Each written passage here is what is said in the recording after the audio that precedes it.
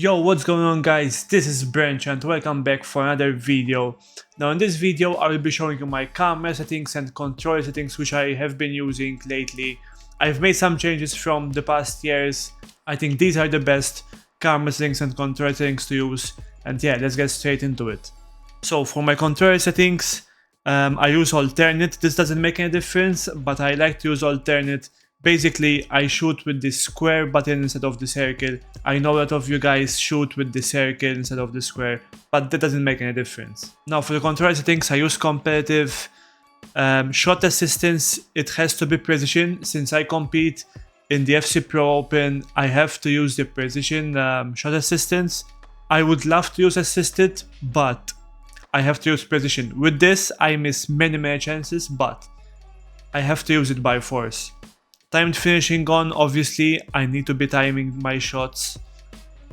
Through pass assistance, semi, lob through pass semi, ground pass assistance, assisted and cross assisted, lob pass assisted.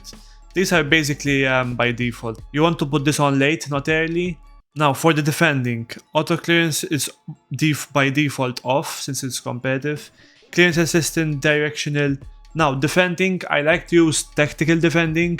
There are some people that use advanced defending. This basically what it does is when a player is about to pass you, you can literally shield him off the ball by holding the X button. But I like to use tactical. It's I think the classic way of defending, so I will leave it on tactical. Pass block assistance on. Auto switching on air ball and loose balls only. Auto switch move assistance on none.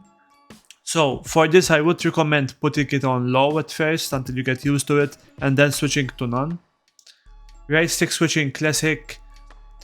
Right stick switching reference player relative. Now right stick switching sensitivity, I used to use it on 3 last year, but I feel this year right stick switching, I don't know what it is, like sometimes I want to switch to a player and it switches me off to a player which is really close to me. So I put it on 5 and I think it's much better than putting on 3 or 4.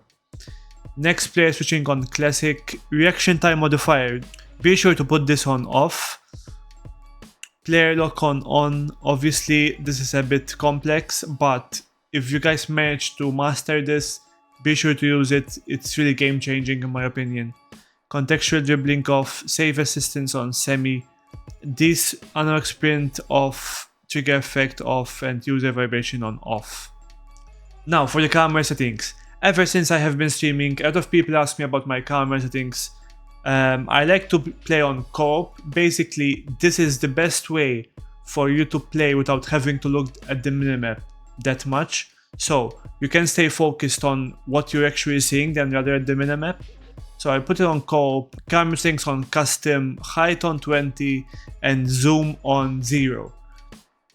Far side focus on 10, ball tracking speed on 0, penalty area zoom on 0. Now if you play co-op and by default this is on 10, basically what it does, if your opponent is inside your box or you are inside your opponent's box, it will automatically zoom in, so we don't really need that, just put it on 0. Now for the visuals, this is really important for me. I like to put on player indicator size on large. This enables me to improve my vision when it comes to like player switching or selecting players and making sure they are in the correct position. I like to put it on large. Player name indicator and player name. Now, playstyle plus overhead indicators on. I like to see if my playstyle plus has been activated. So next player switch indicator, I like to have only 1 indicator instead of 2. Now, scrolling through here, make sure to put this on off. Hyper motion site overlays off, player performance widget on off, tactical chalkboard, be sure to put on off. This is really disturbing when you're actually playing the game. And tactical suggestions notifications on off. So scrolling through here, be sure to put it on favor resolution. I don't know what really does, but it basically stays on 60 frames per second, which this game on console it's only 60 frames, it doesn't go above that. So we put it on favor resolution instead of enhanced visuals. So yeah, that's been it for me. Let me know how you guys are finding the game. In my opinion, this game needs a really big update. As of right now, the game is really random. There's input delay, there's all sorts of bugs happening in the game. Let me know how you guys are finding the game. down in the comment section below. Be sure to like and subscribe, and I will see you on the next video. Peace.